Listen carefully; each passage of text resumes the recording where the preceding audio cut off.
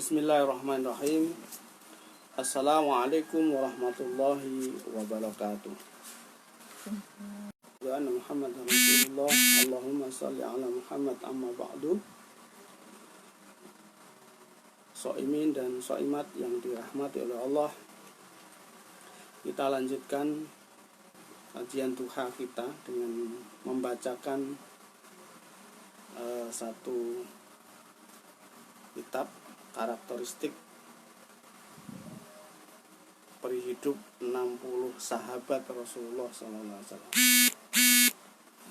Kemarin kita sudah sampai pada satu episode Mus'ab bin Umair yang telah meninggalkan ibunya, yang ibunya sebenarnya sudah terpengaruh dengan kalimat-kalimat Al-Quran, tetapi karena takut tidak diindahkan lagi kalimat-kalimatnya oleh kaumnya, maka beliau memilih berpisah dengan anaknya.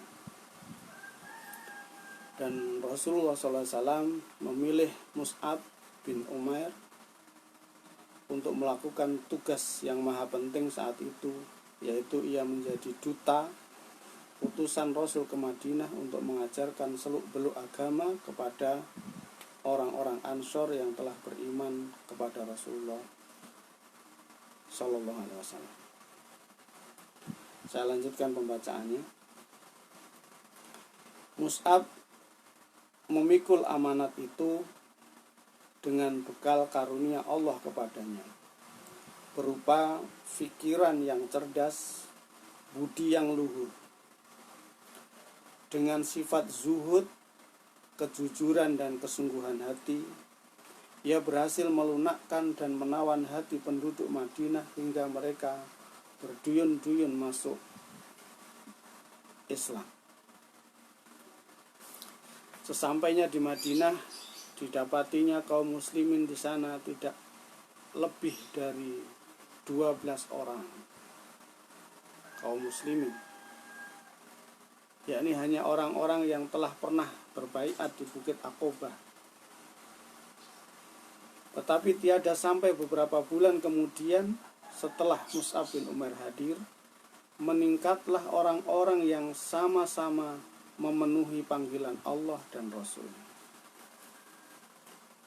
Pada musim haji berikutnya, dari perjanjian Aqobah, kaum muslimin Madinah mengirim perutusan yang mewakili mereka menemui Rasulullah.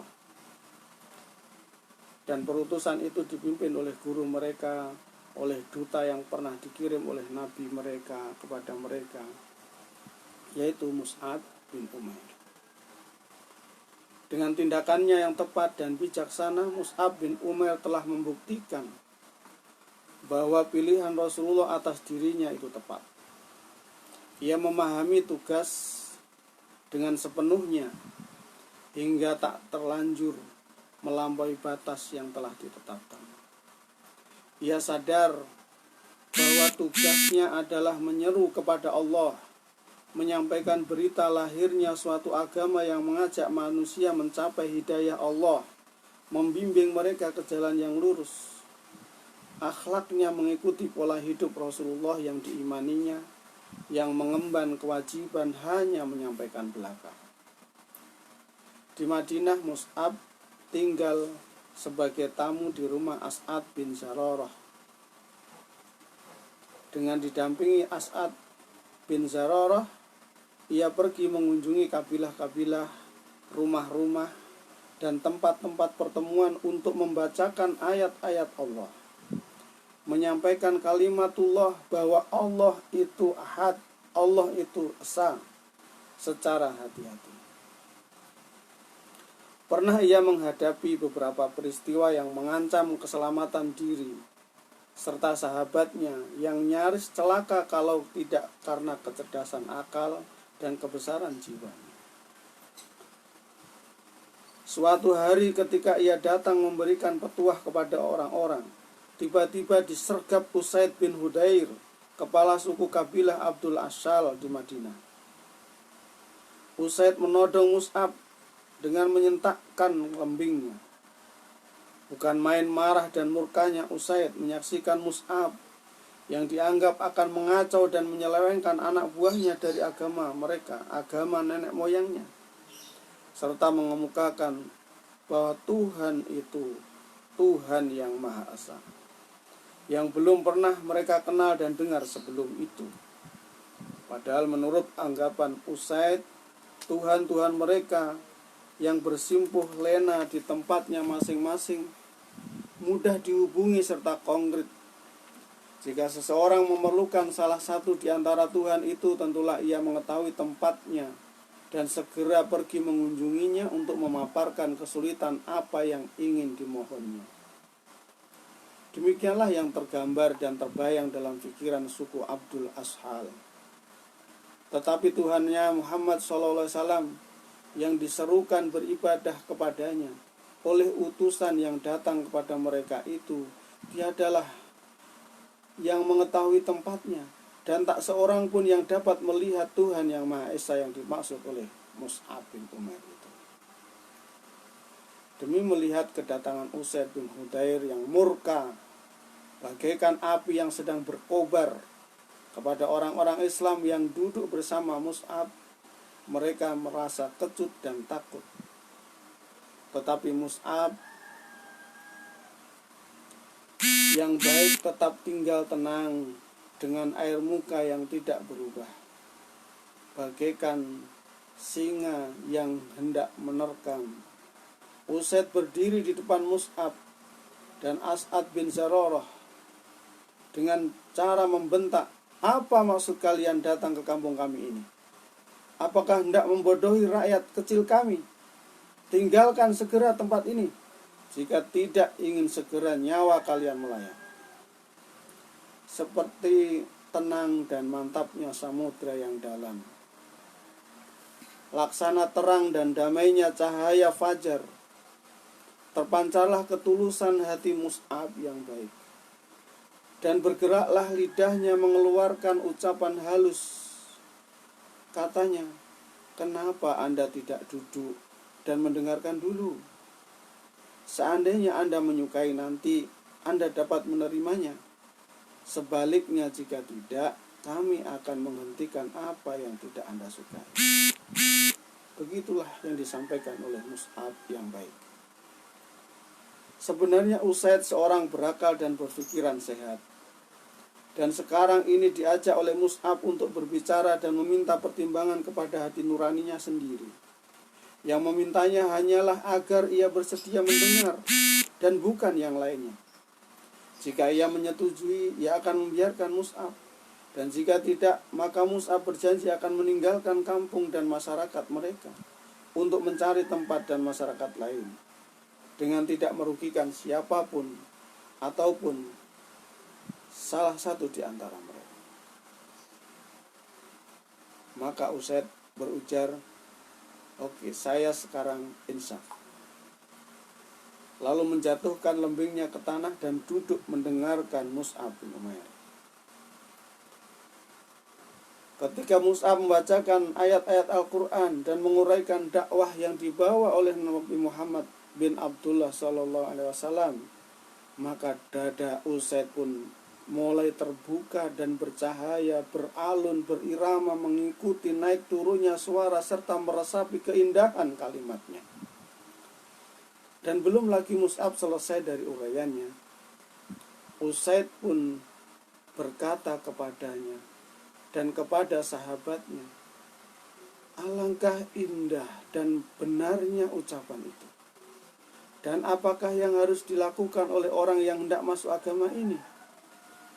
Maka sebagai jawabannya, gemuruhlah suara tahlil, serempak, seakan hendak menggoncangkan bumi.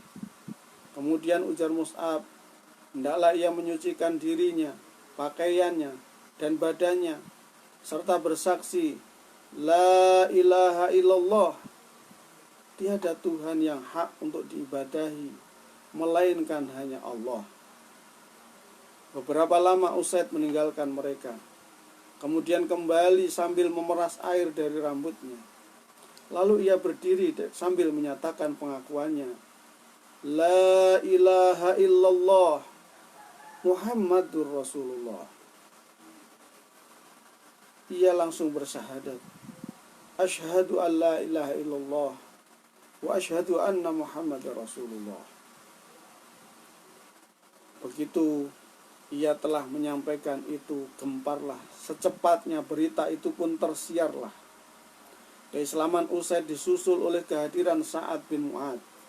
Dan setelah mendengar uraian Mus'ab, Sa'ad pun merasa puas dan masuk Islam pula. Langkah ini disusul pula oleh Sa'ad bin Ubadah.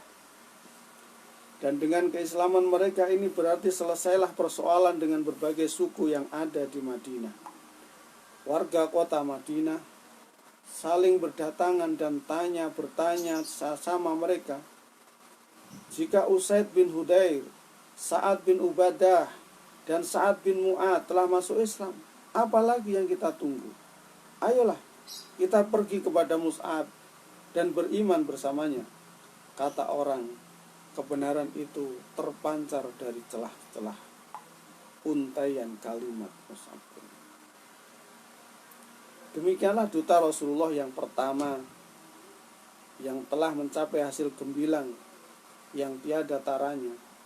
Suatu keberhasilan yang memang wajar dan layak diperolehnya. Hari-hari dan tahun-tahun pun berlalu dan Rasulullah bersama para sahabatnya hijrah ke Madinah. Orang-orang Quraisy semakin geram dengan dendamnya. Mereka menyiapkan tenaga untuk melanjutkan tindakan kekerasan terhadap hamba-hamba Allah yang soleh itu. Maka terjadilah perang Badar. Dan kaum Quraisy pun memperoleh pelajaran pahit yang menghabiskan sisa-sisa pikiran sehat mereka. Hingga mereka berusaha untuk menebus kekalahan. Kemudian datanglah giliran perang Uhud. Dan kaum muslimin pun bersiap-siap mengatur barisan. Rasulullah berdiri di tengah barisan itu menatap setiap wajah orang beriman. Menyelidiki siapa yang sebaiknya membawa bendera. Maka terpanggillah Mus'ab bin Umair. Dan pahlawan itu tampil sebagai pembawa bendera umat muslim. Peperangan berkobar lalu berkecamuk dengan sengitnya. Pasukan panah melanggar, tidak mentaati peraturan Rasulullah. Mereka meninggalkan kedudukannya di celah bukit. Setelah melihat orang-orang musyrik menderita kekalahan dan mengundurkan diri. Perbuatan mereka itu secepatnya merubah suasana, hingga kemenangan kaum muslimin beralih menjadi kekalahan. Dengan tidak diduga, pasukan berkuda Quraisy menyerbu kaum muslimin dari puncak bukit.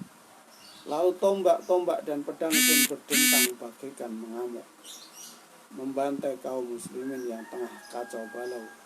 Melihat barisan kaum muslimin porak-poranda pun, musuh pun menunjukkan serangan ke arah Rasulullah dengan maksud untuk menghabisi. Mus'ab bin Umar menyadari suasana gawat ini, maka ia acungkan bendera setinggi-tingginya. Dan bagaikan auman singa ia bertakbir sekeras-kerasnya. Lalu maju ke muka, melompat, mengelak dan berputar. Lalu menerkam. Minatnya tertuju untuk menarik perhatian musuh kepadanya dan melupakan Rasulullah SAW. Dengan demikian, dirinya pribadi bagaikan membentuk barisan tentara. Sungguh, walaupun seorang diri, tetapi Mus'ab bertempur laksana pasukan tentara besar. Setelah tangannya memegang bendera bagaikan tameng kesaktian, sedang yang sebelah lagi menebaskan pedang dengan matanya yang tajam. Tetapi musuh kian bertambah banyak. Mereka hendak menyerang dengan injak-injak tubuhnya untuk dapat sampai kepada Rasulullah. Sekarang marilah kita perhatikan saksi mata yang akan menceritakan saat-saat terakhir pahlawan besar Mus'ab bin Umair. Berkata Ibnu Sa'ad, diceritakan kepada kami oleh Ibrahim bin Muhammad bin Surahbil al-Abdari dari bapaknya. Ia berkata, Mus'ab bin Umair adalah pembawa bendera perang Uhud. Tatkala barisan kaum muslimin pecah, Mus'ab bertahan pada kedudukannya. Datanglah seorang musuh berkuda, Ibnu Kumayyah namanya, lalu menebas tangannya hingga putus. Sementara Mus'ab mengucapkan, Muhammad itu tiada lain hanya seorang Rasul yang sebelumnya telah didahului oleh beberapa Rasul. Maka dipegangnya bendera dengan tangan kirinya sambil membungkuk melindunginya. Musuh pun menebas tangan kirinya hingga terputus pula. Mus'ab membungkuk ke arah bendera, lalu dengan kedua pangkal lengan diraihnya ke dada sambil mengucapkan, Muhammad itu tiada lain hanya seorang Rasul dan sebelumnya telah didahului oleh beberapa Rasul. Lalu orang berkuda itu menyerangnya ketiga kalinya dengan tombak dan menusuknya, hingga tombak itu pun patah. Mus'ab pun mendapatkan kesyahidan dan bendera jatuh. Lalu orang berkuda itu menyerangnya ketiga kalinya dengan tombak dan menusuknya, hingga gugurlah Mus'ab dan jatuhlah bendera. Ia gugur sebagai bintang dan mahkota para syuhada. Dan hal itu dialami setelah dengan keberanian luar biasa mengacungi kaca pengorbanan dan keimanan. Di saat itu Mus'ab berpendapat bahwa sekiranya ia gugur, tentulah jalan para pembunuh akan terbuka lebar menuju Rasulullah tanpa ada yang mampu untuk menjaganya. Demi cintanya kepada Rasulullah, ia mencemaskan Rasulullah, tetapi ia melupakan kecemasan terhadap dirinya sendiri. Selalu ia mengatakan, kalimat Muhammad itu tiada lain hanya seorang Rasul dan sebelumnya telah didahului oleh beberapa Rasul. Kalimat yang kemudian dikukuhkan sebagai wahyu ini selalu diulang dan dibacanya sampai selesai hingga akhirnya menjadi ayat Al-Quran yang selalu dibaca orang. Setelah usai ditemukan jasad pahlawan ulung yang syahid itu terbaring dengan wajah tertelungkup, digenangi darahnya yang mulia, dan seolah-olah tubuh yang telah kaku itu masih takut menyaksikan bila Rasulullah ditimpa bencana. Maka disembunyikannya wajahnya agar tidak melihat peristiwa yang dikhawatirkan dan ditakutinya itu. Atau mungkin ia merasa malu karena telah gugur sebelum hatinya tentram beroleh kepastian akan keselamatan Rasulullah. Dan sebelum itu ia selesai menunaikan tugasnya dalam membela dan mempertahankan Rasulullah sampai berhasil. Wahai Mus'ab, cukuplah bagimu Ar-Rahman, namamu harum semerbak dalam kehidupan.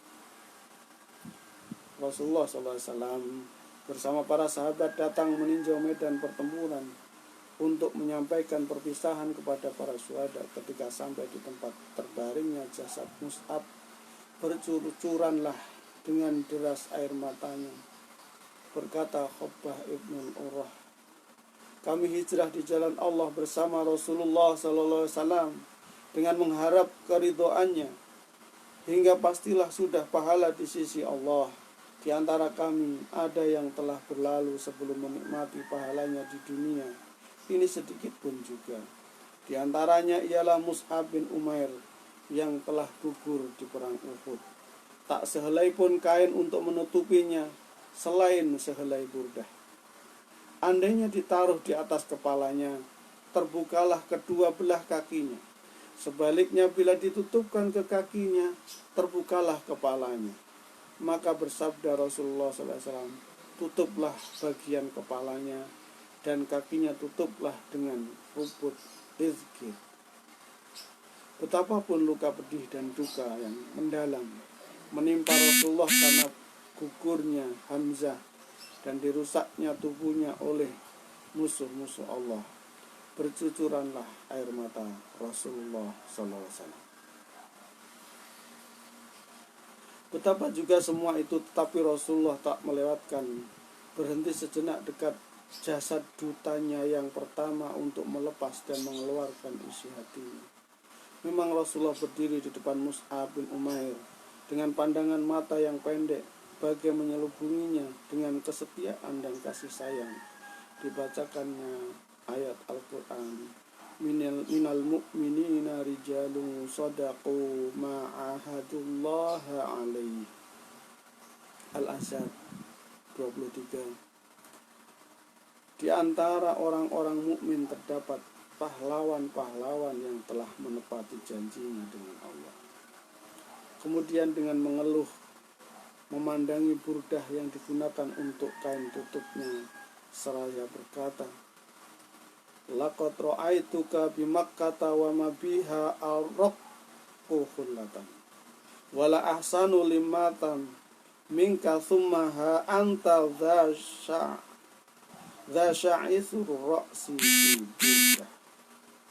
Ketika di Mekah dulu tak seorang pun aku melihat yang lebih halus pakaiannya dan lebih rapi rambutnya daripadamu. Yang dimaksud adalah Mus'ab. Tetapi sekarang ini dengan rambutmu yang kusut masai, hanya dibalut sehelai burdah. Setelah melayangkan pandangan sayu ke arah medan perang, para syuhada, kawan-kawan Mus'ab yang tergeletak di atasnya, Rasulullah berseru, Inna Rasulullah yashhadu annakumus syuhada indallahi yaumal qiyamah. Sungguh Rasulullah akan menjadi saksi nanti di hari kiamat bahwa tuan-tuan semua adalah syuhada di sisi Allah Subhanahu wa taala. Kemudian sambil berpaling ke arah sahabat yang masih hidup, Rasulullah menyampaikan, ayyuhan nasu zuruhum wa'tuhum wa sallimu alaihim fawalli nafsi biyadihi la yusallimu alaihim muslimun ila yaumil qiyamati ila raddu alaihi salam. Hai manusia, berziarahlah dan berkunjunglah kepada mereka serta ucapkanlah salam. Demi Allah yang menguasai nyawaku, tak seorang pun muslim pun sampai di hari kiamat yang memberi salam kepada mereka, pasti mereka akan membalasnya. Salam atasmu wahai Mus'ab, salam atasmu sekalian wahai para syuhada. Itulah jemaah sekalian, kaum muslimin, para shaimin dan shaimat, ketika para jemaah umroh atau haji yang senantiasa berziarah di Bukit Uhud, di antaranya yang perlu kita kenang adalah salah satu duta pertama Rasulullah Shallallahu Alaihi Wasallam, Mus'ab bin Umair, yang telah sukses mengajak warga Madinah, para tokoh-tokoh kabilah Madinah masuk Islam dengan sukarela lantaran kalimat-kalimat yang diuraikannya.